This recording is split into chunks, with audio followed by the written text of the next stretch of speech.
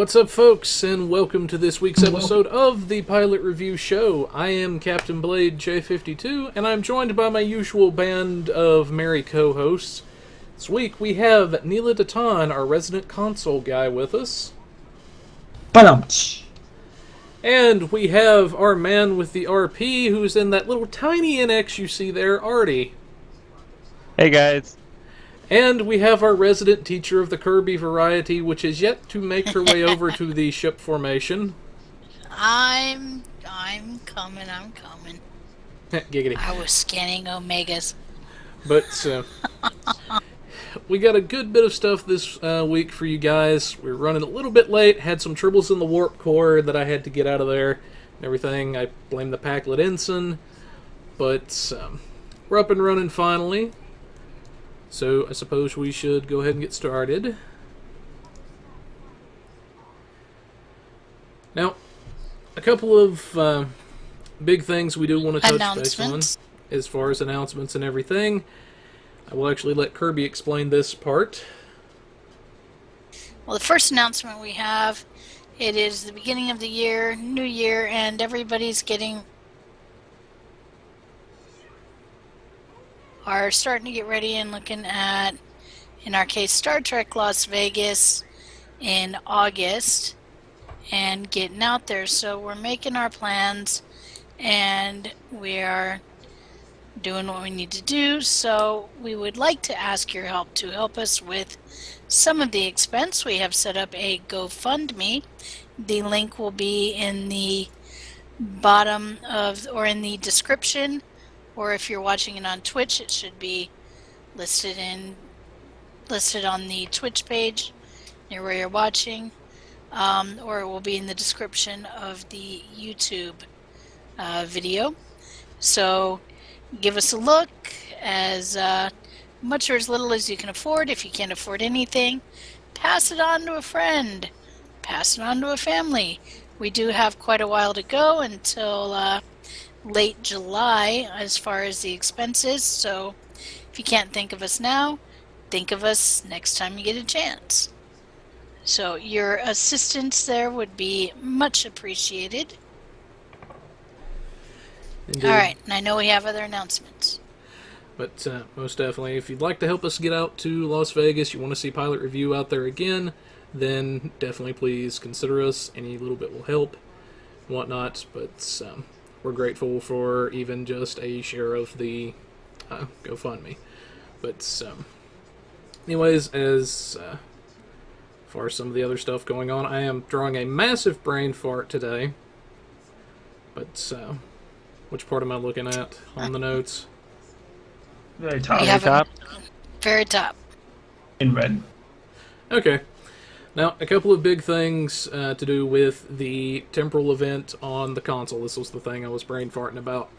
Now, I know a lot of people have been wondering, well, why aren't some of the things working on console? They are aware of the issues. At the moment, the reward system is not currently available. So, whenever you reach level 10 on your Temporal Agent, you will still be considered a Temporal Agent. You will still get the transponder delivered to your inventory. But the functions, as far as the probes, everything like that, they're not working at this time. This means you can't claim the rewards. The progress that you have for everything else, such as maybe your duty officers, your admiralty, perhaps even your reputations, that will all be tracked and will be rewarded to you once the rewards themselves are actually turned on and everything's good to go. Mm-hmm. So you are going to get your rewards, just a bit of a delay. And sorry, teacher, but go ahead. I was going to say, so basically the people I've talked to are taking one of two tacks. Either they're just going, okay, it's going to be tracked, I'm going to go. I'll move on, I'll keep playing, blah, blah, blah. Most people that I've talked to have said, okay, I'll get to level 10, and I'll wait until they tell me that reward system is working.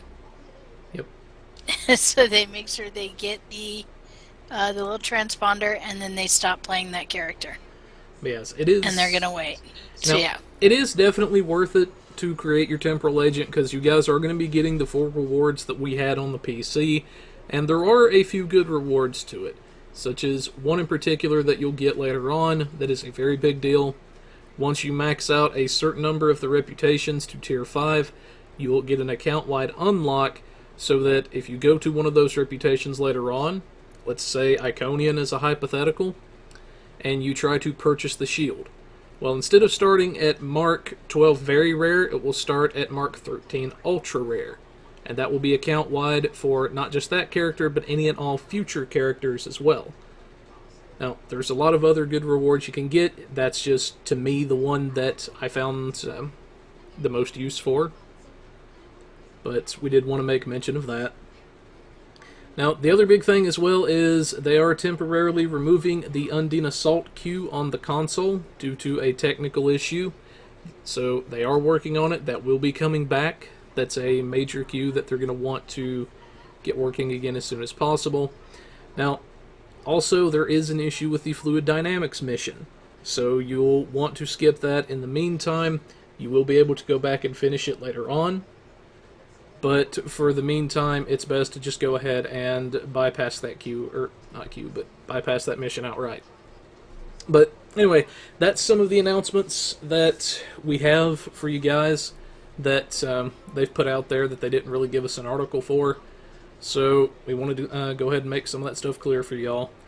But finally, getting into some of the stuff we do have a queue for, or not a queue, but an article. Apparently word's hard today again. But the big thing we have is the Agents of Yesterday console launch. The live streams that were going on and everything. Hopefully some of y'all were able to get out there, check out some of the stuff, maybe catch some of the events yourselves. But it seemed pretty good as far as what I was able to catch of it. How about you guys? Were y'all able to catch any of the live streams, anything? I caught a little bit of it. No, I didn't get to catch much of it, sorry. No, I did not get to catch any of it, unfortunately. The little bit I saw was pretty good, just going over what people were seeing and stuff. I see. But, anyways, hopefully y'all were able to catch that. I believe they should have a video up somewhere if you wanted to see that stuff and whatnot. But, definitely had a pretty good stream. But, moving along to our next big thing that we had for you guys, which is the Chi Arm Lockbox that was coming to consoles. Now, basically what the Chi Arm Lockbox brought you guys was the Tier 6 versions of the Chi Arm Adapted Battlecruiser and the Chi Arm Adapted Destroyer. So, very interesting ships. I know they had a lot of uses on the PC, whatnot. I personally was never really a fan of them, but they work, so not really any complaints. Then, for secondary ships, you also had the Star Cruiser for Feds and the Assault Cruiser for Fed ships. You also had a KDF Vorcha and a Mirror Hapax Warbird. Now, it is important to note that these particular secondary ships will not level up. They cannot go beyond Tier 5, so they're strictly considered a T5 ship. Cannot be upgraded to T5U. Then, for this particular one as well, you also have access to the Plasmonic Leech on console, in the form of a cross-faction pack for the Feds, with the ionized gas sensor for the KDF. So this is a pretty big deal for you guys. Everything, the Plasmonic Leech is pretty much a staple on PC. Quite a few builds use it. I've yet to see too many that don't. But we'll have some of that stuff in the description for you guys as well, so you can check it out. The other big thing you'll have is the Nanite Disruptors, which they do a half disruptor debuff essentially, and also will cause these shields to block a smaller percent of damage directed to them, so it increases the shield bleed through a little bit and debuffs damage resistance. But any thoughts on the new Chi Arm box, guys?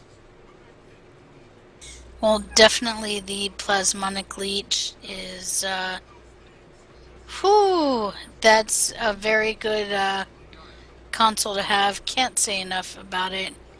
It really is a game-changing console for you. So that's definitely one of the things that you want to be able to get. So if nothing else, this lockbox is great for that. And then, for those people curious about the Plasmonic Leech, I pulled up the tooltip in game, so you can check it out in the info. It drains a little bit of power from the enemy, it gives you some power back as well, and this can be buffed by Drain Expertise, so your Plasmonic Leech may drain a bit more than mine does, simply because you may have more Drain X, but that is one thing I did want to mention. Yeah, so the fact that it can be buffed by Drain Expertise is why a lot of builds, when they have their science consoles, when they're using the plasma exploding science consoles, they'll choose the Drain X modifier because they're buffing their Plasmonic Leech so that it drains more power and puts more power in their weapons, shields, and whatnot. Indeed. So, any final thoughts on the Chi Arm box before we move on, guys? The sister ship in the Lobby store. They say it looks like represents hotkeys. That's power. I don't see it. I see it as almost a Nero-esque ship. I suppose I can see that. Take it as you will. I think it's just a really cool looking Romulan warbird that's just gone too far with Borg tech.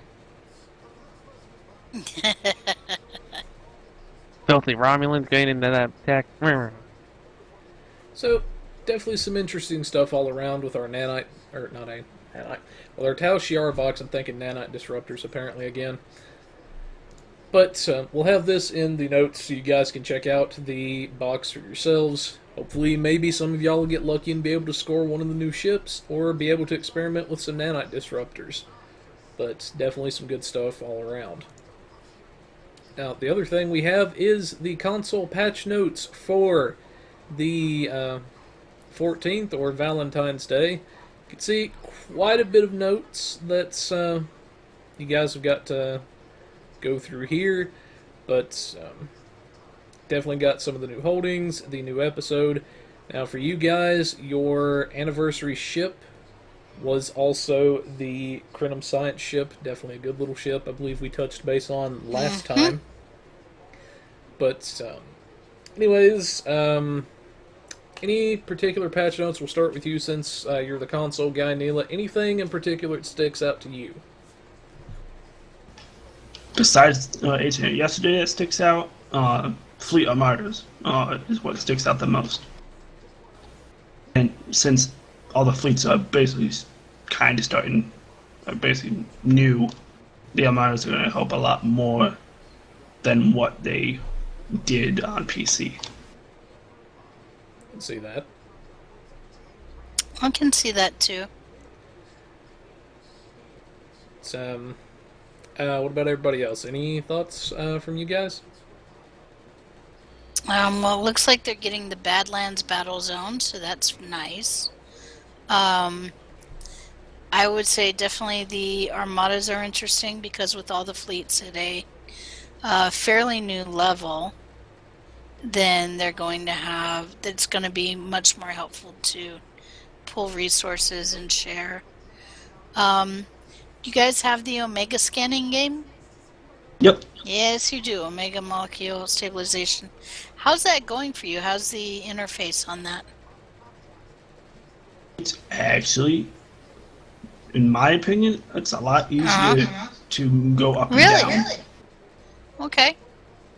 I wasn't sure how that would work with the Yeah, it's a lot easier to go interface. up and down. It still has the jumping and the lagging, like it Okay. is on PC, but Yeah. really nothing you can do about that. but Of course. just moving up and down, I think is a lot easier. Okay. Just as long as you have a decent controller.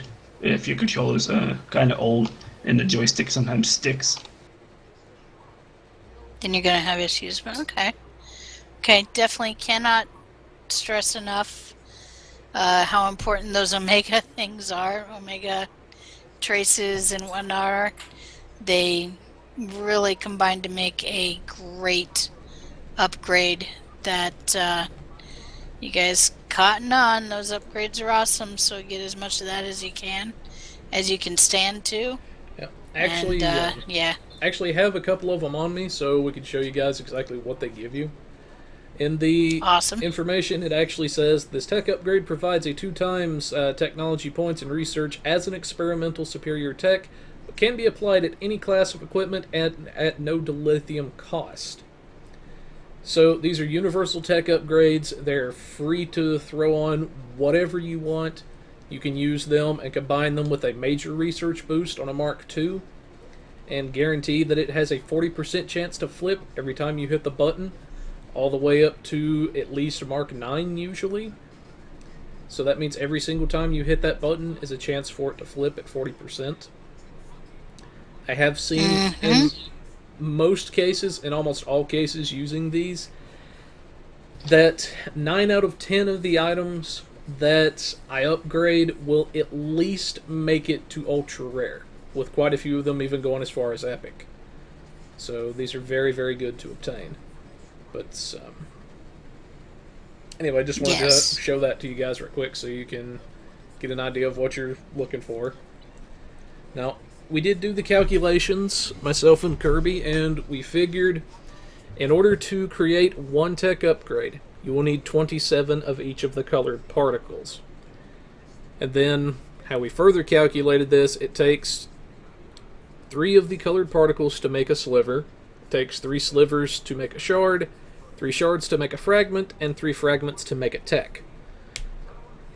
So, you can kind of do the math a little bit there and see what you've got to work with.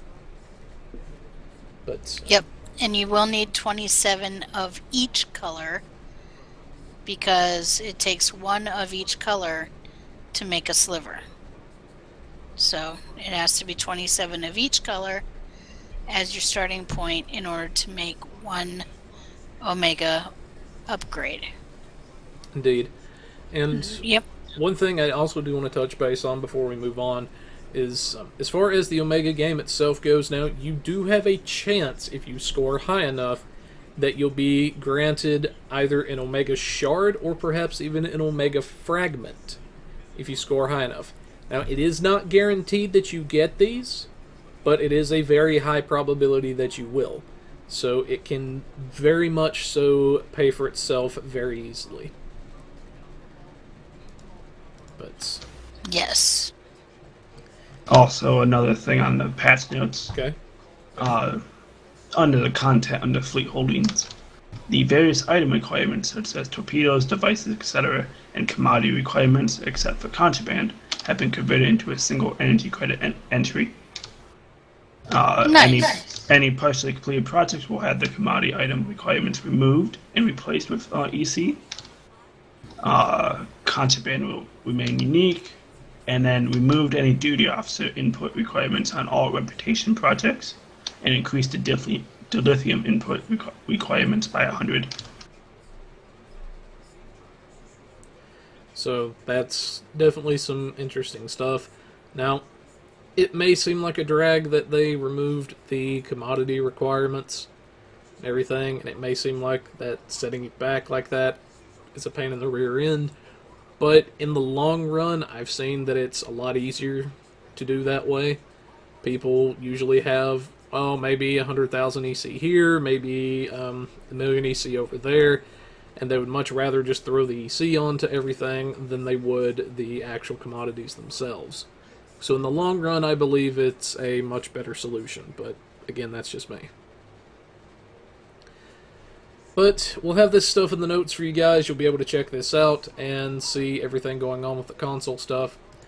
But moving along to our next big thing, we had the console anniversary giveaways. This is for day 4, I believe, is what the article is showing. Yeah, it looks like they updated the blog instead of doing different blogs. So Yep. day 1 through 3 aren't there anymore. All right, do you remember what days 1, 2, and 3 were by chance, Neela? Day 1 was 1 and 2 spec points. Day 2 was a tech upgrade, I believe. Day 3 was the Admiralty ship, I think. Or that was day 4. Yeah, no, that was day 4. I can't remember what day 3 was. It's all good. It might have been the Phoenix little craft for the Admiralty system. Okay. But, anyways, for day 4, we had a triple giveaway thing that they were doing. You have the Neil Falconer Duty Officer. He's a very rare officer that is a tactical board warfare specialist. Gives you 5% to all of your damage against the board whenever you slot him. Now, it should be mentioned he is a ground officer. So that is one thing I did want to point out for guys there. He is a ground, but he does, when you slot him on the ground, he does affect both ground and space. Interesting. Yeah. Then we also have a favorite of a lot of people is the Mirror Lita Bridge Officer. This is a photonic Lita, and she also comes already equipped with the Intelligence Specialization. So that is a very big deal, as that's something you don't have to train yourselves, and you get a very good Intelligence Bridge Officer for free. But the last... She's only available in her mirror outfit. Yes, only available in the mirror Yes. outfit. So... And being photonic, she is a potential good away team member. Good ground bridge officer. Photonic bridge officers are difficult to kill, and they're just more sturdy on the ground, so they're a good ground officer candidate. Absolutely. Then the final thing we have is an Admiralty card. This is the Tier 6 Assimilated Assault Cruiser, or Admiralty, just to annoy Kirby. But, basically, this card, it will give 20 engineering per any ship that you slot it with, so that is a very, very big deal. That means any ship at all, doesn't matter what it is, if you've got very engineering-heavy projects that you're looking to run, you might want to consider using this Admiralty card for that. But, pretty decent set of giveaways. Any final comments, thoughts before we move on, guys? Nope. No, I'm good. Alrighty. Now, apparently I had to open that twice because... Okay, so the next big thing for consoles is from the 14th, which was this past Tuesday, up until Thursday, February the 23rd, you guys will have access to the Keyring Bundle yet again. Now this gives you the universal upgrade that will take any one item straight to Mark 14 Epic at no dilithium cost, and also 20 master keys. Now if you're already going to buy at least 20 keys regardless, then I would highly recommend this bundle to you, as not only do you get the keys, but you get a very good tech upgrade that you can use at no dilithium cost. And yeah, quick thoughts on the Keyring Bundle, guys? Super useful. The tech upgrade that goes with it, if you just need something that you've just been using one to level it up and you don't have the lithium for it, there you go.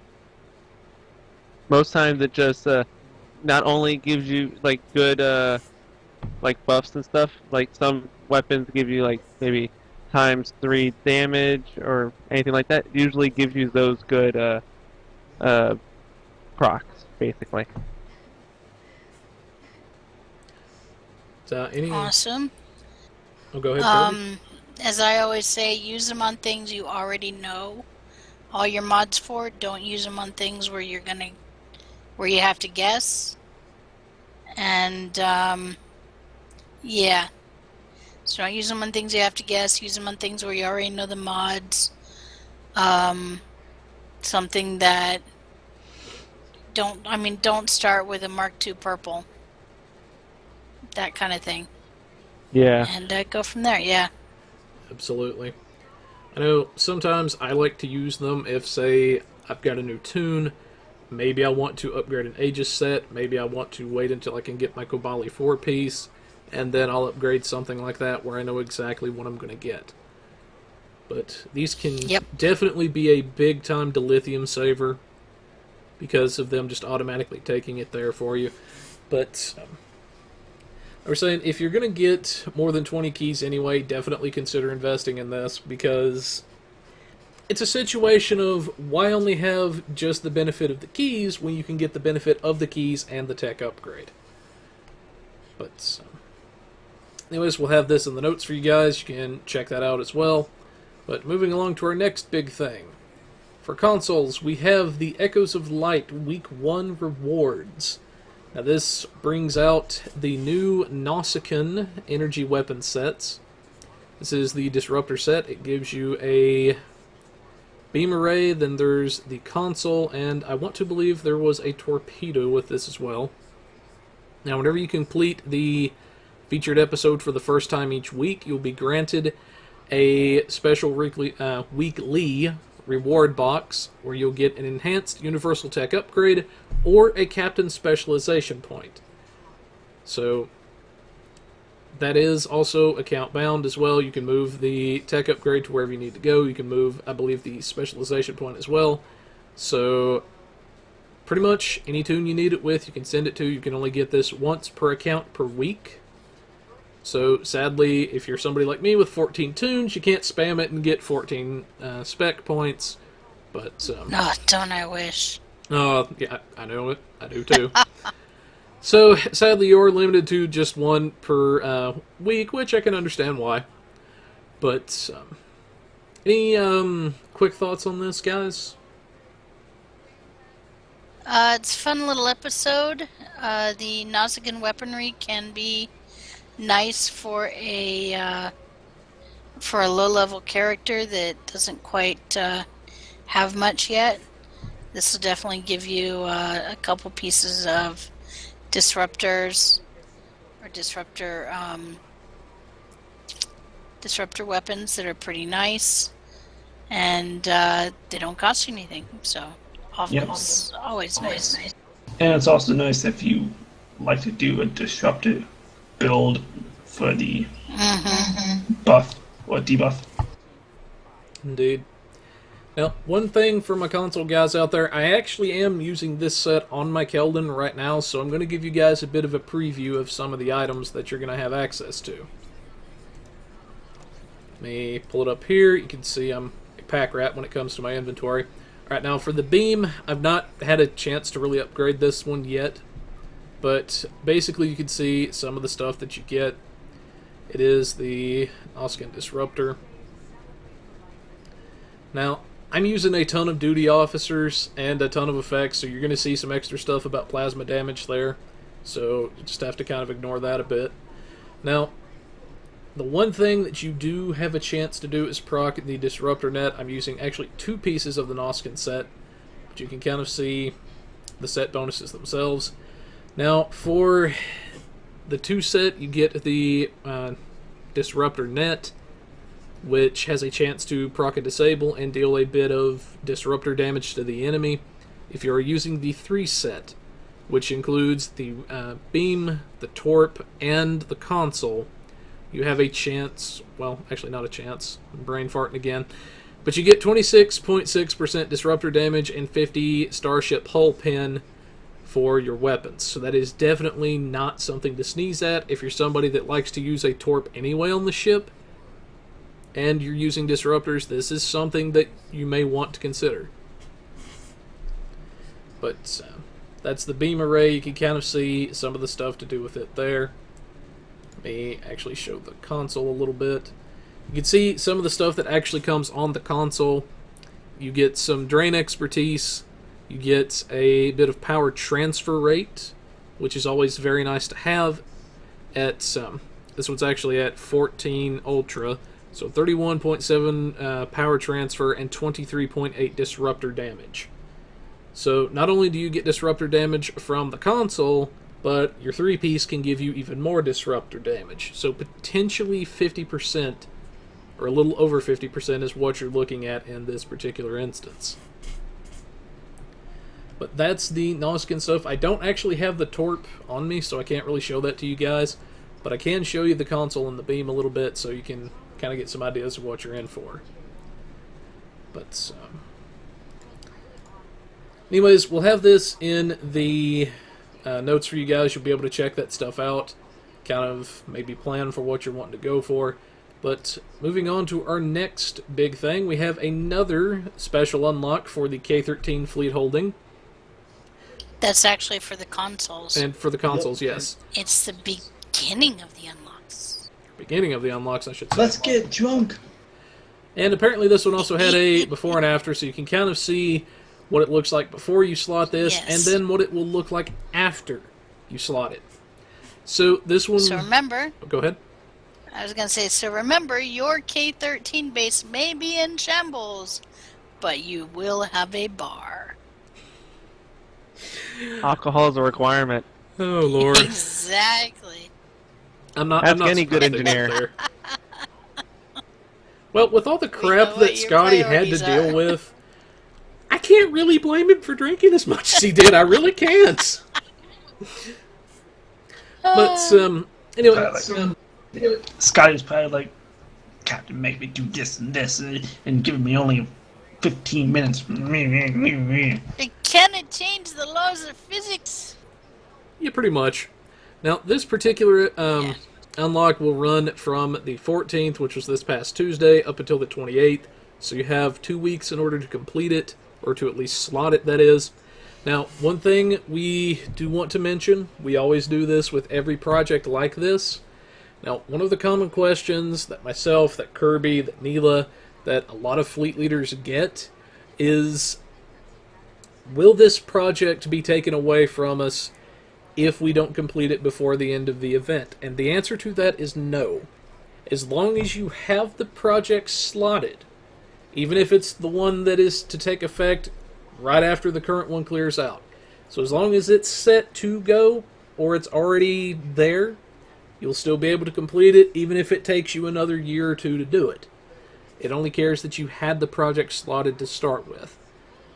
But, anyways, we did want to mention that because that is a frequent question that we see pop up with these things. But, Yep. anyways, that's our K-13 that you can see here. I'll do the before so you can see what it looks like kind of barren before you actually do the project. And then once you do the after, you can see you get a really nice bar area for your officers to hang out in. So, if you're one of those Space Barbie people, if you like your holdings to look really nice, definitely consider investing into this one. But the next big thing we have for the consoles, yet again, so a lot of events and stuff going with console. Oh, go ahead, Neela. You can go ahead and skip this next one. It was going to be the day 3 of the console giveaway. Okay. Since they just updated the same blog, it only shows day 4. Okay. But, anyways, the big thing that we do have on console now, another thing going on, is an upgrade weekend. From this Thursday, the 16th, until Monday, February the 20th, you guys will have an upgrade weekend going on. So, if you're somebody, maybe you've already got a few Omega Techs, hint hint, the Omega Techs do benefit from the upgrade weekend just as any other tech upgrade does. So, now, especially if you're looking to upgrade stuff, is a very great time to do it. Because you get double the technology points towards your next upgrade, and that in turn reduces the amount of dilithium you need to reach an upgrade threshold. So, very, very great there. But, moving on to our next big thing, We have patch notes for the PC from the 16th. This was the second thing that they did. It's for the Zenkethi Battle Zone, they attempted to do some changes to that. The areas captured by players now remain controlled for a minimum of 10 minutes. Enemies cannot recontest them if there are any players still in the area. Enemies must still outnumber Allied reinforcement ships to retake the area if there are no players present. But any thoughts on these notes, guys? I know there's not really a lot there.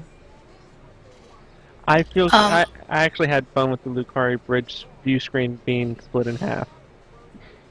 They removed that. It's Yeah, just one I screen saw now. that. I did see that, so it's the screen is no longer split. Aww. I see they've done another pass on the FPS and gravity kills, so hopefully that will work. There's also an issue that was causing the paradox bomb and the timeline collapse to cause a noticeable dip in FPS. And apparently weapons haste was affecting some non-weapon powers. Interesting. So those have been resolved, as well as Carnaton Jolt not affecting all kit modules. They've made some things with Aftershock gravity wells. They're apparently not performing as well as they should. And that's the Aftershock gravity wells and Tyconserve, so those have been fixed. And yeah, those are the things that stood out to me. I do see one thing that could have been potentially very sad for some people. If you're somebody that loves to use the aux cannons, then they were missing the ACC ×2 DMG modifier. I know that was one big thing there. But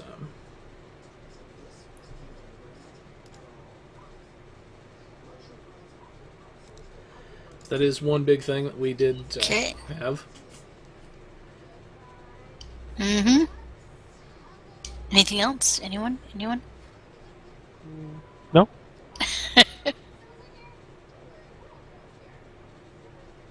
I do like that they're, if somebody's in a area, then the enemies cannot recontest the area, so...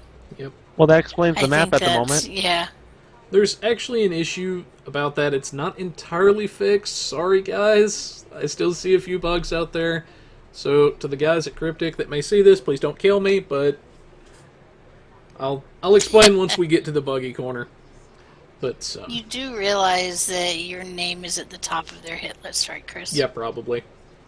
And especially after we just had interviewed Kale on here the other day, he's probably thinking, that guy.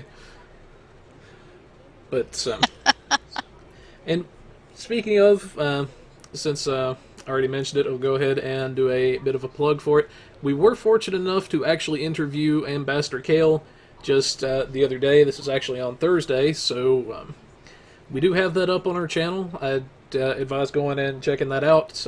He was kind enough to allow us to interview him for about 30 minutes.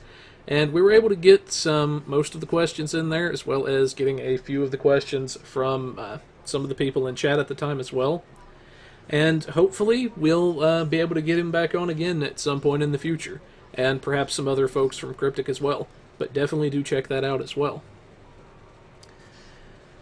But Definitely. the next big thing that we have is actually a bonus marks weekend. This is for the PC players. This started on Thursday the 16th and will be running until this Monday, February the 20th at 10 a.m. Pacific. So while this is going on, you'll get additional marks above the normal amounts in all of the missions, everything. So if you're looking to farm fleet marks, if you're looking to farm out some reputation marks for that piece of gear that you've been after, definitely now is a good time to get out there and do it. Quick thoughts, guys? Anybody? This is the time where I recommend to grind out new car marks, because no one wants to go down on new car Prime.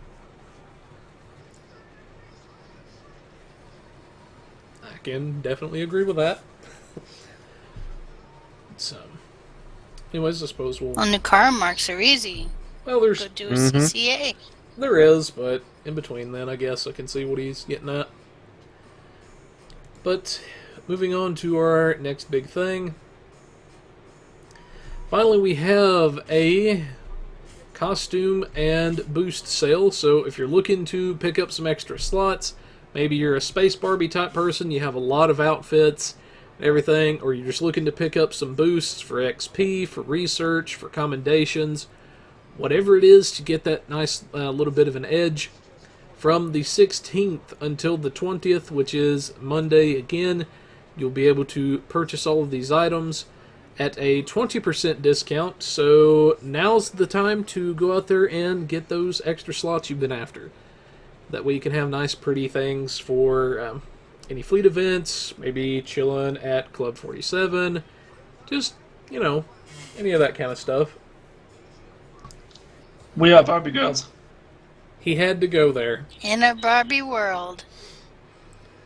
But some quick thoughts from our Life in Space plastic. Barbies. I'm sure you guys have invested into it.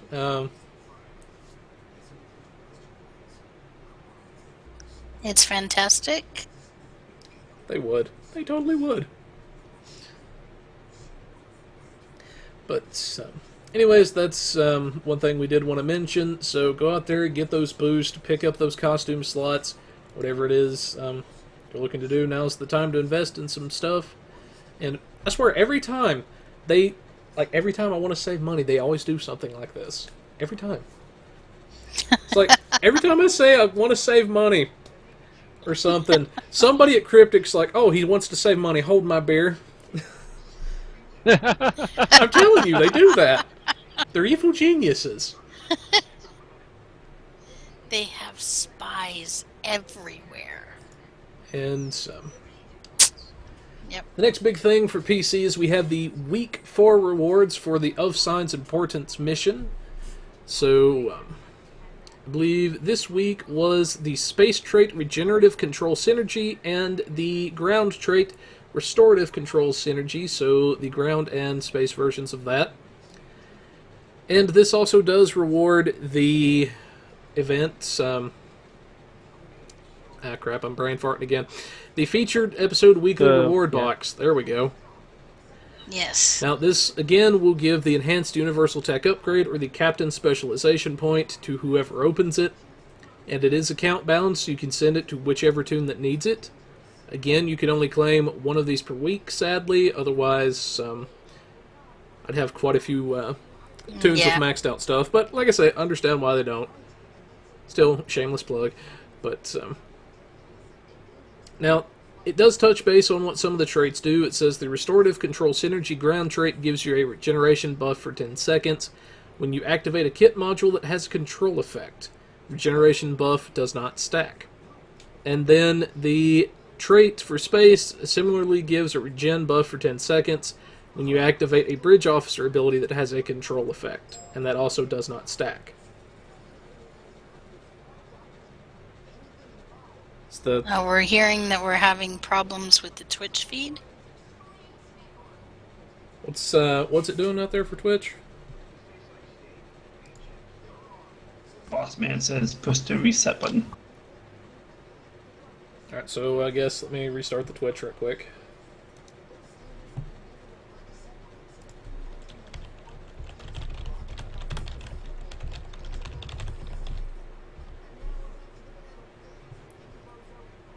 So let me restart this real quick.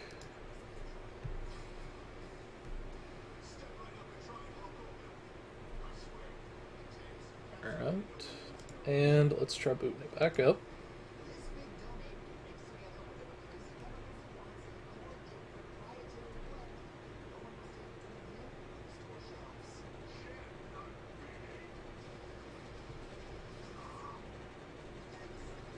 So let me know whenever that gets fixed, or that comes back up. I see it live. Alright, is it working good now? Alright.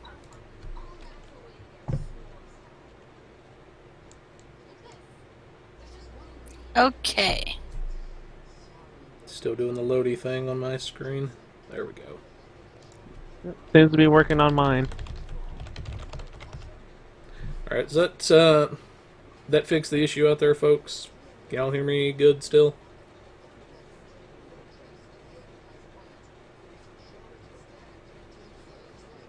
Okay. Give that just a second for those guys.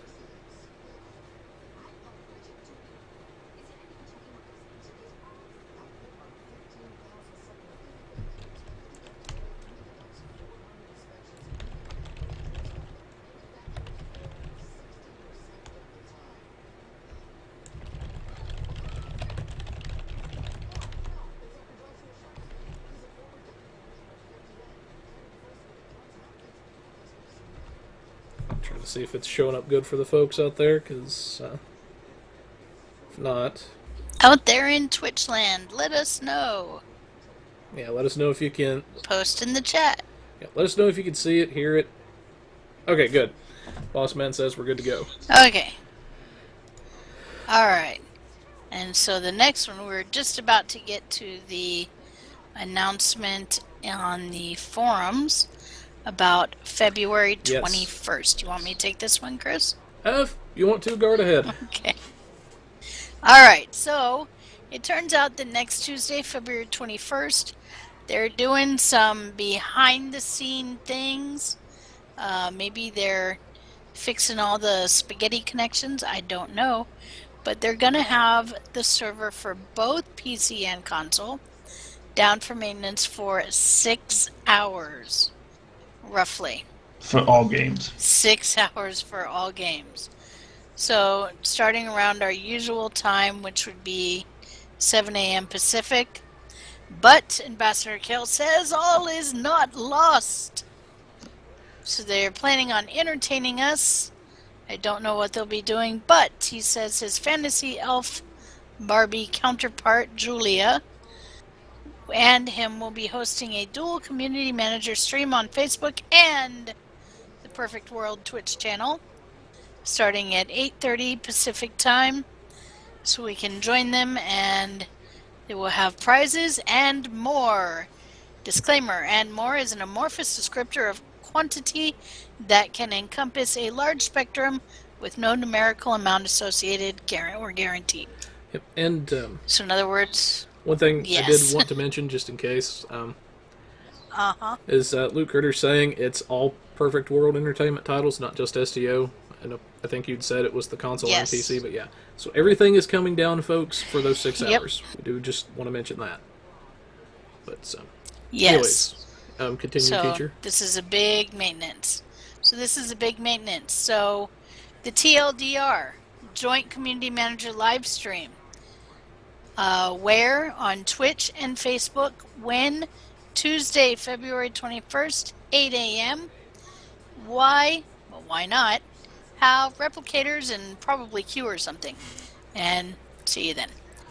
And yes, I am reading this right out of his post. Yep. So definitely check that out. Ambassador Kale's a pretty cool dude and everything. And Yes, he is. not really had much experience dealing with anybody else, but they're all pretty good bunch of folks at Perfect World and Cryptic, so definitely check that out for those guys as well. And don't forget, prizes and more. So if anybody out there Okay. checks out the stream something, you win something, let us know. We'd kind of like to hear what you got and how it went. Definitely. But now, the next big thing Moving right along. is the balance changes that are coming to STO. I know a lot of people have had sometimes very strong opinions about this. I know myself and a couple of others, we've debated this in some of the groups and elsewhere in certain areas. But it's been a while since they've actually looked at a lot of things, and basically the blog outlines some of the goals that they have for this. They want to increase the fun, because games are about having fun and shouldn't be made to feel like others' fun is wrong. Then for player investment retains value, they want you to feel like the investment that you made still has value, even if the effectiveness may have been reduced a little bit. They don't want you to feel like you got screwed, essentially. And they want you to be able to make more meaningful choices. It shouldn't be just cookie cutter, for lack of a better word coming to mind. Anytime it gives you a choice, there shouldn't be one that you always take and one that you never take, is kind of what they're getting at. And as Luke Critter says, Star Trek Online Season 12, they're rebalancing. That's, Yes. that's definitely a good way to put it there, Luke. Definitely agree with that. Now, they do touch base on some of the stuff that they are going to do. A couple of ones they have here. One that affects me specifically, because I do occasionally use it, is the stealth module redesign. So, as one example for people that are concerned, it's redesigned to improve its general usefulness and unique feel. Redesign state: when you activate stealth module, you become cloaked. After a short duration, you can attack, gaining a damage buff while attacking from behind that lasts the duration the stealth buff would have, but ending the stealth early. So that's one example of the things that they're doing. Whatnot. Should be able to check this out on Tribble pretty quick. But any quick thoughts, guys? Well, I mean, I did see the Tribble patch notes that are connected to this blog. There's quite a few changes that they've made. I've heard some people that play a lot of ground say, oh, it's the most horrible thing. I've heard others say, yeah, we'll adapt. I'm more of the, okay, people will adapt. There's not, in my opinion, there's not a lot of huge changes. I think the biggest one is with the tactical initiative. And the security escorts. Yep. So, tactical initiative is no longer a team buff. It only affects the caster's kit modules, and it will have a longer cooldown. So, well, it won't be affected to be able to get a shorter cooldown. So it will have a longer cooldown. They are instituting a global cooldown on a number of abilities. So, and you can check the Tribble patch notes, which will be coming to holodeck soon, TM. Yep. We don't know exactly when. I don't think But, didn't have those in the notes, did we? did you pull them up? We did Okay. not. Let me And grab them then, on my other screen here. alright. And then the security escorts, you can only have one out at a time. One set of security escorts out at a time. Don't worry if you have the bridge or the duty officers that give you a chance to call more and those work, you won't lose them. Meaning that you won't, they won't say, oh, you can only have 2 security escorts down. No, you'll still get, Here we go. if all your duty officers proc, you'll still get your 6 or 8 security team to run and do stuff. They will run faster and they will do more damage, but you can only have one set of security escorts out at a time. So, I mean, those I think are probably the biggest changes. And then, as you'll see on the screen, because Darkblade has pulled it up, there are a number of abilities that are getting global cooldowns. Yep. Now, they are fixing... This isn't just strictly the rebalancing stuff they're doing. There's a couple of bug fixes, some stuff like that as well. One in particular, the 23rd Century Captains can now replay Researcher Rescue. And they're adding Lucari marks to the Mark Choice packs. Now, keep in mind, this is the Tribble notes. This has not yet hit holodeck. Some of the numbers that you're seeing here now may actually change before they hit holodeck specifically. So just keep that in mind, because this is the test server. Once it actually gets to the holodeck patch notes, that's when we'll have some stuff definitively in stone for you guys. Right. But, like Kirby's saying, you can kind of see some of the global cooldowns, everything here. Cover shield 30 seconds, orbital strike 60 seconds, reroute to shields 20 seconds. That's just a couple of examples. The security escorts doing more damage, especially with grenades, and running quicker. So, you can kind of see, I'll put this in the notes for you guys as well. at the end of everything, so you can kind of check it out, see what they're doing. One thing I did see that I like, command kits that previously affected an area near the player now affect the player's team. So, regardless of where you're at, if you're on the team, you will benefit from it. So, Right. overall... Yeah. Oh, go ahead, teacher. Well, I was going to say the way they're doing that is they're saying, okay, you're now using a comm badge to communicate, so it's, when you activate it, it's going through the comm badge and now affecting your teammate no matter how far you are, which I think is kind of cool. Indeed. But I think the big thing I wanted to say on this is that this is a balancing pass. So far it's for ground only. Anything about what they're going to do to space. It does say they will be doing big changes to space, but anything about changes to space right now is pure speculation. Yep.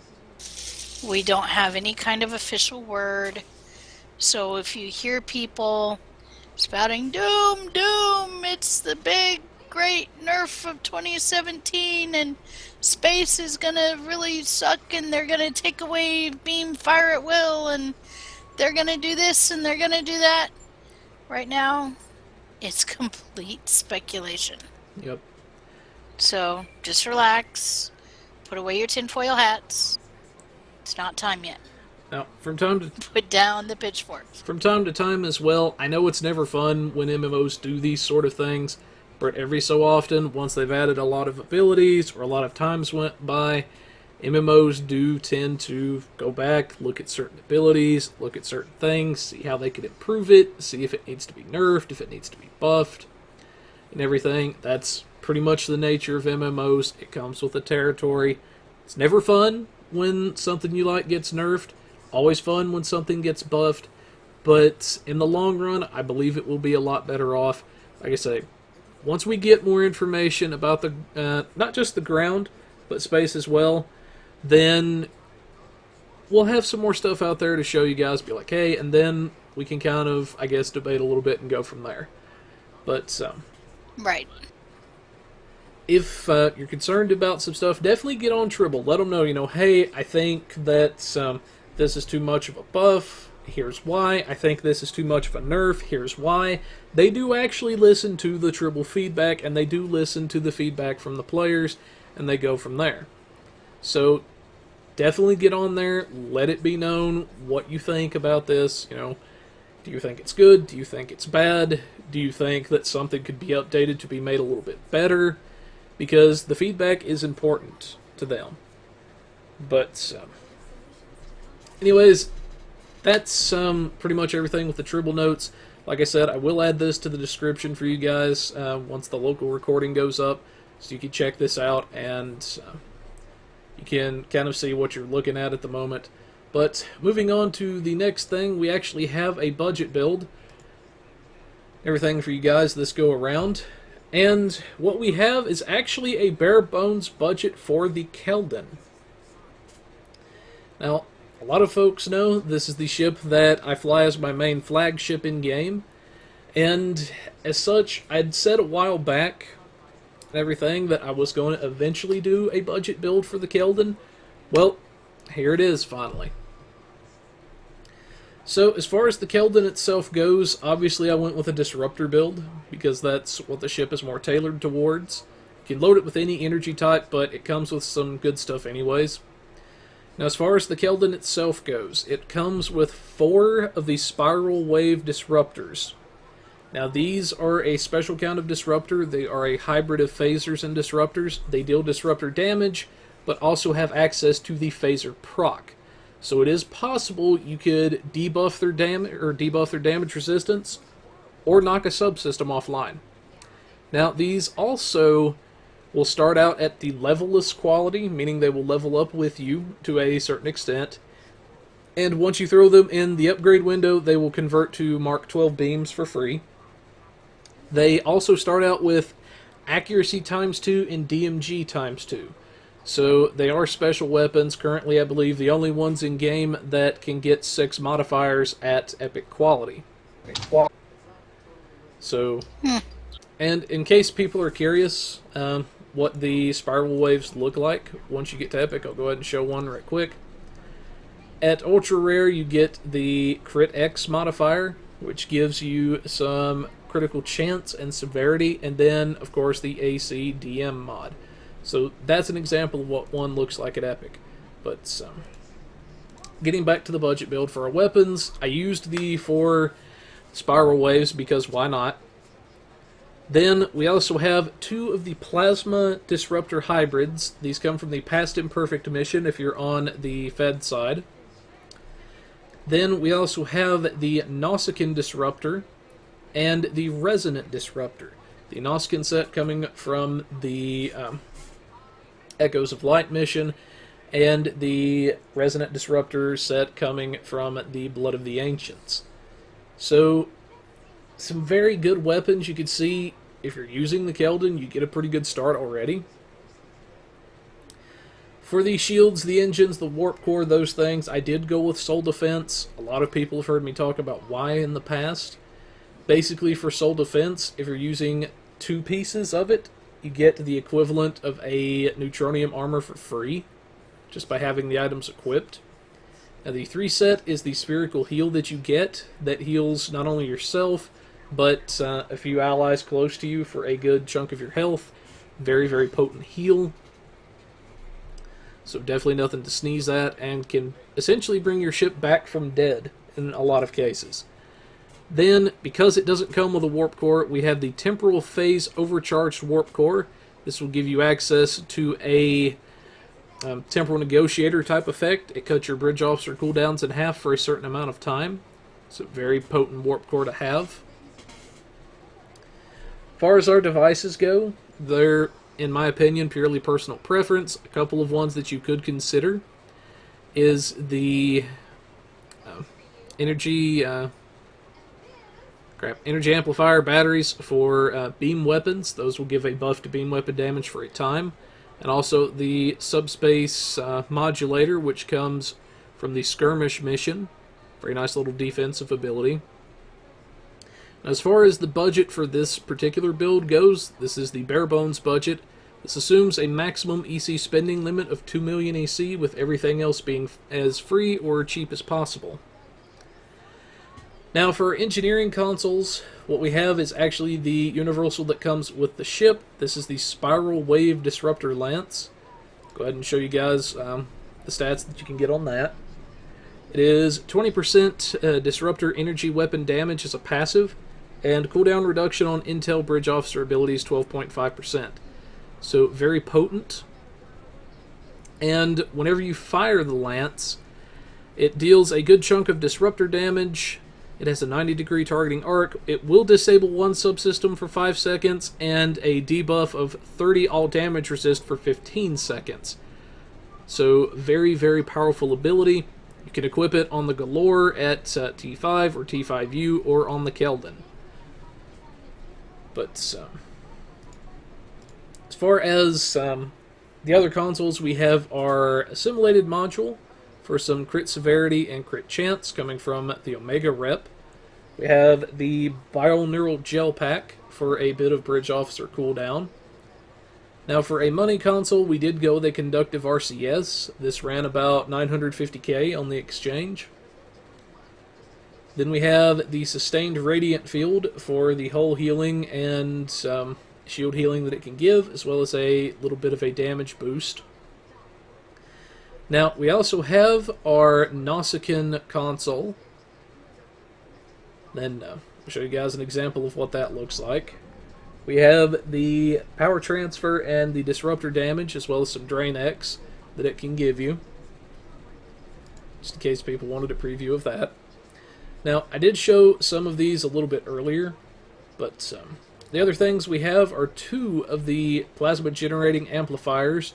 I went with the Drain X variety, everything for later on when you're able to access a Plasmonic Leech or some other abilities. Now, these are the Mark 10s that you can get from the Embassy. They will buff your threat generation, which is very important as a tank. For our tactical consoles, we have the Resonating console. This one comes from the Blood of the Ancients. This is the Harmonic Resonance Relay. I will show that real quick in game. And I'm probably making people's heads spin, switching back and forth. But you can see an example of what it looks like at epic quality. It's 25% disruptor damage, 25% transphasic projectile, plus 5 armor pen for weapons. So decently good little set.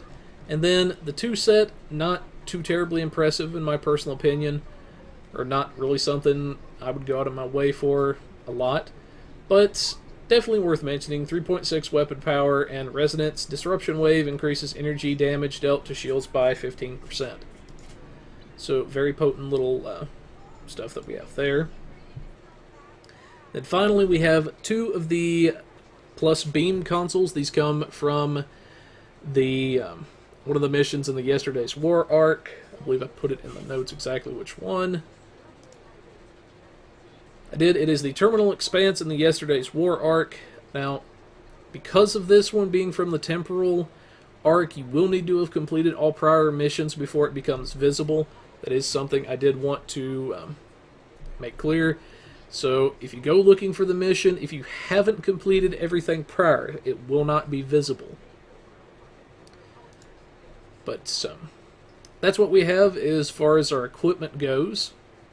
Now for our skills and everything, I use the Pilot as primary with Strategist as secondary, mainly for the immunities and the buffs that they can give, as far as Temporal and everything.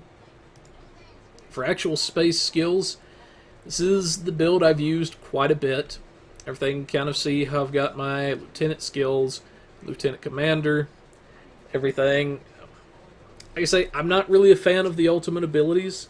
I know a lot of people like them, but for me personally, I've always felt that I'm giving up more than I'm comfortable with in order to justify using them.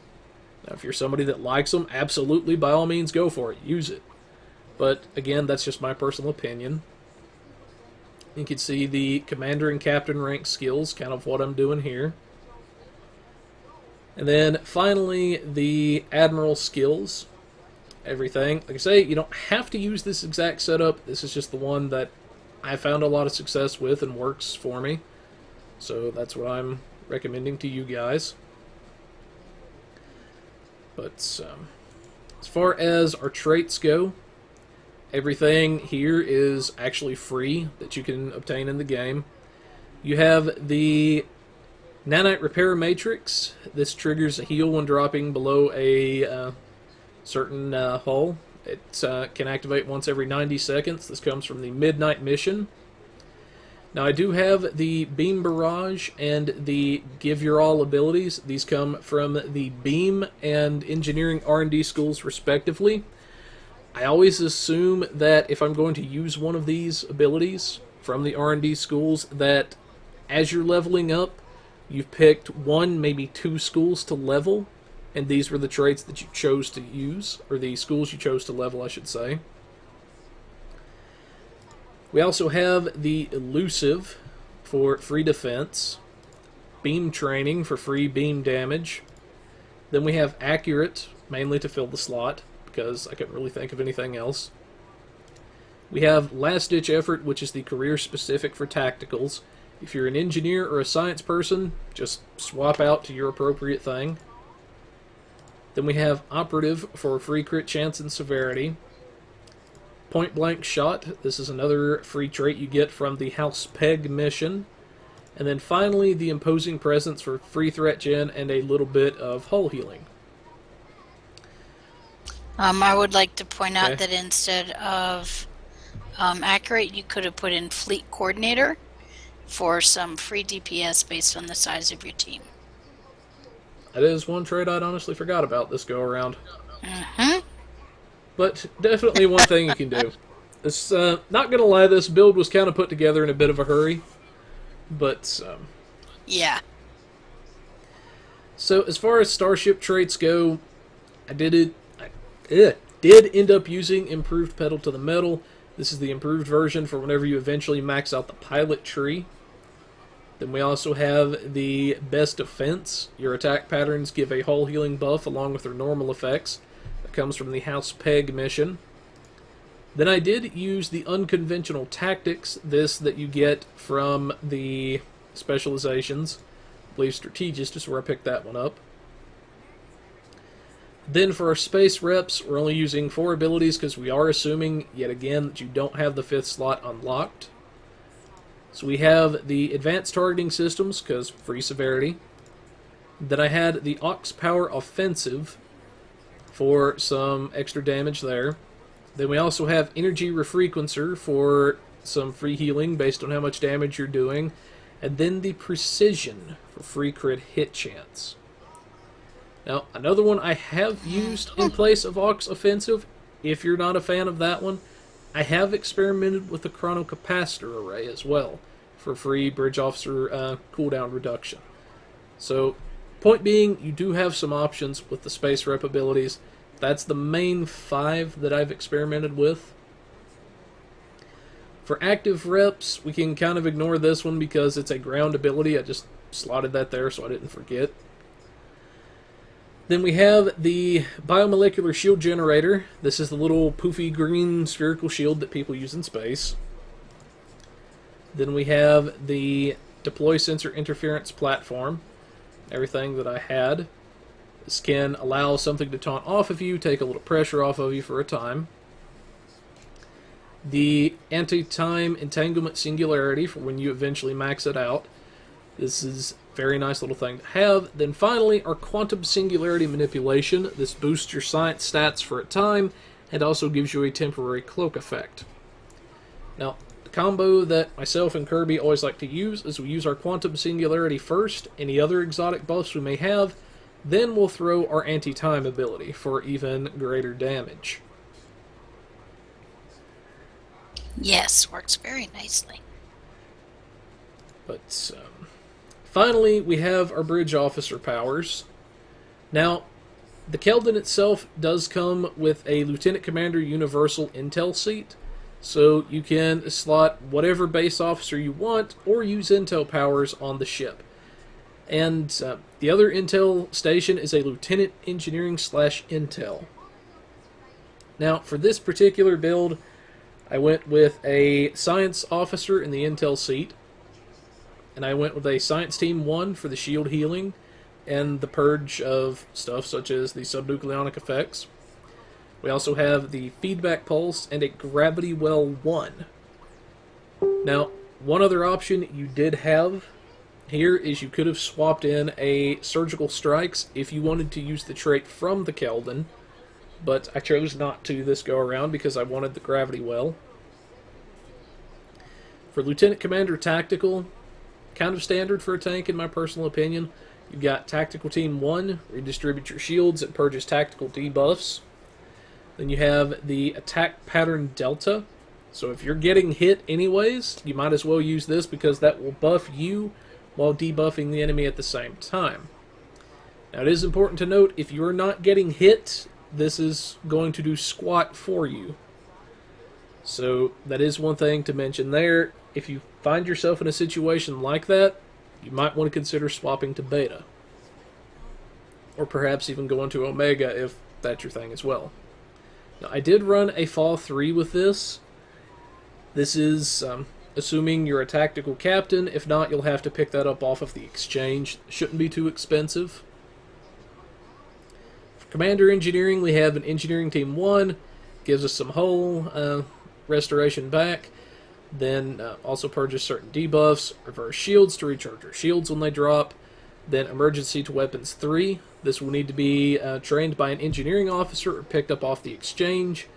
That's typically pretty cheap as well. Then we have the Warp Bubble ability, which comes from Delta Flight, which debuffs all enemies within a 4-kilometer radius. So if you group them up with Gravity Well, smack this, they're now going to do a lot less damage to you if you need to do that in a pinch. For our Lieutenant Engineering Intel, we have the Engineering Team 1, a duplicate of that. Then we also have our OSS 3, or not OSS 3, but OSS 2, Brain Fart, which allows us to take advantage of some extra power for the duration. Then we also have, finally for Ensign Science, the Hazard Emitters 1. Heal over time, temporary damage resistance, and purges certain hazard debuffs such as plasma fires. But anyways, that's kind of what we've got going for the setup and everything. Whatnot, but should be able to do pretty good with the ship. It maneuvers very easily, has, I believe, the full set of the cruiser commands, so that is something nice that you get. But anyways, that's our budget build for this go around. Now, for the bugs corner, everything, there is one little thing that did want to point out: the fluid dynamics being broken on the PS4. They are aware of that. They are working on it. So that is one thing there. Now, the Zenkathi Battle Zone deal. This is the thing I mentioned I'd wait till the bugs corner to explain. The patch note says that it's fixed. Well, that's not entirely the case, from what I'm seeing. Now, from what I'm seeing is that if you defeat all 3 of the dreadnoughts, it is still not rewarding the proto-matter containers like it should. So, just be aware of that if you go in there. Now, you might get hit with that bug, you might not. The other big thing that I'm noticing is that these ships are still recapping way too quickly. And I actually timed this on the Logitech G13 keypad that I use. Now, on the keypad is a little stopwatch that I can use. In some cases, it was taking as little as 5 minutes for them to attempt a recap, and the other time that I noticed was about 7.5 minutes. So, it seems there's still a bit of an issue there. But that is the big things that I did want to mention as far as bugs go. Aside from that, not really a lot else that I have this go. But this brings us to our final, or one of our final segments before the RP corner, and this is TeacherKirby with a video to the upgrade system. And take it away, TeacherKirby. Yes. So mine's pretty simple. This actually comes from one of the guys on my TeamSpeak. They've actually been a veritable fountain of good ideas lately. Not that they're not full of good ideas, but yes. So this one came from Shum on TeamSpeak, and he said, "You know what? We've got an upgrade weekend going on. There's another one going on right after it for consoles, and then we got another one coming up for PC again. So why don't you do an introduction to the upgrade system?" And I said, "Ooh, that's a good idea." So yeah, so here it is, introduction to the upgrade system. I don't go into heavy nuts and bolts, but I do just give you a, hey, you know, you put things here, this is what you put in next, you know, this is what you kind of want to do, this is why everybody says start at Mark II, you know, that kind of thing. And I kind of explained the beginning ins and outs of, for example, upgrading weapons, you know, that kind of thing. So take a look at it, and so comments. Truly helpful, to be honest. Good. Indeed. I'm glad to hear that. But Always glad to hear that. anyways, moving on to our final segment of the evening. I know we ran a little bit late. We've had a lot going on. But we still have time for the RP Corner. And this is an NX event with Artie. This, I'm kind of curious to hear, but take it away, Sir Artie. Okay, so this is going to be a little bit of a story time, and I want to hear your thoughts about it. So, when the refit NX came out in the Lobby store, everyone in my fleet was so excited and they want to try to get it as quickly as possible. Well, a few of us got it, a few of us couldn't, we're still working on it. But then we thought, you know what, since we all really like how the NX stuff is actually how it's actually rolling out, why don't we do a little weekend full of just NXRP? We just we just change our characters to look the part, have the NX ships and maybe a Vulcan ship and Andorian escort to come back us up, and we just jump straight into the Romulan War. So that's basically what we've been doing for the past 2 days, is adding parts, new ideas and new points of view of how the Romulan War the Earth Romulan War was fought. The one big thing that we did notice that, hey, if we do this and other people catch wind of it, someone's going to immediately come and go, hey, you can't do that, that's going against canon. So what we did was change the timeline. That's easy enough. But the odd thing that I think is actually really great that actually improved the roleplay to make it seem different was that the game master that we have running this weekend-long event decided to go, alright, so you're all part of the NX era Starfleet. It's been a year since Starbase 1's been attacked by Romulans, and it's going to, in a couple hours, the occupation of the Nobula is going to happen. Alright, cool. What's going on? Well, you receive what you call a phony distress call from an Earth vessel. What? What are you talking about? Maybe the Romulan trap. Well, we get there with our small little flotilla of refit NX ships and normal NX ships and whatever else we can bring along, and figure out, basically realize that a ship from more or less 100 years later, during the Klingon War, has somehow gone through time and ended up now in the Enterprise era, like in the straight middle of the Romulan War.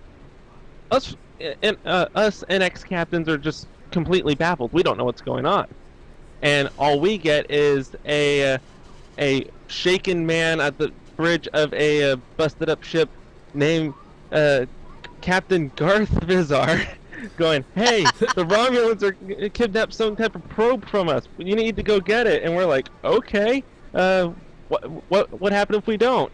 Well, most likely galactic disaster. Well, that's like a great plan. And in the middle of that, the Romulans go, hey, we'll just continue on with the war while they're confused with this. And they decide to just attack the Nobula. And from what I know of as a sneak peek, what we have planned is that we basically occupy Garth's TOS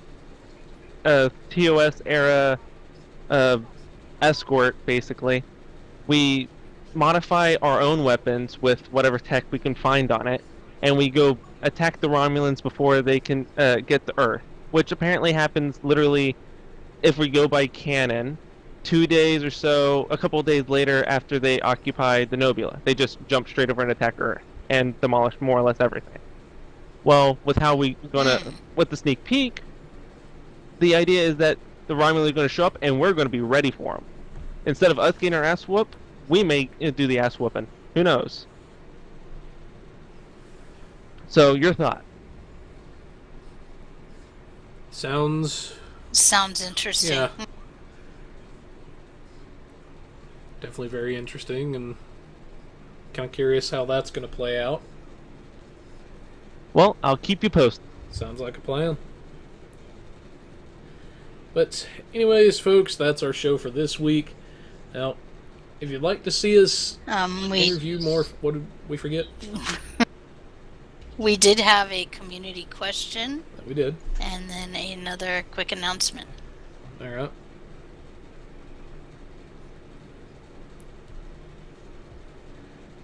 Okay, so I'll let Kirby take care of that then. I'm apparently brain farting all over the place tonight. I'm sorry for that, folks, but... Goodness, folks. Alright. So our community question this week. You can post this in chat or in the comments on YouTube. So if you died tomorrow, and this is in quotes, quote-unquote died tomorrow, and someone from the future saved you and offered you a chance to live in a future century, would you take it? Why or why not? So basically, you're offered the same choice that your captain is offered at the end of the Agent of Yesterday entry missions. Would you take it? Why or why not? Interesting question. And then the last thing we wanted to say, remember, Pilot Review wants to go to Vegas. Last year we really had a great time with it. We're able to bring our viewers a lot of great time, show them what was going on, couple interviews live and stuff like that. So definitely check out the GoFundMe. Anything you can give would really help. Indeed. And, Yes. also, if you'd like us to interview some folks from Cryptic, kind of let us know ahead of time, maybe some questions you might have, whatnot, and we may be able to get a couple of those in there as well. So that is one thing I did want to mention, whatnot. But anyways, folks, that's our show this week. I know we got started we did get started a good deal late, whatnot. Like I said, Tribbles in the Warp Core. I do apologize for that, and for me being very disorganized this evening, whatnot. But anyways, guys, hope you've enjoyed the show this week. You found the information of use. Like I say, we'll have a lot of this stuff in the description for you guys so you can check it out and everything. But for now, folks, this is Pilot Review, and we're warping out of here. Catch you later. Catch you later, folks.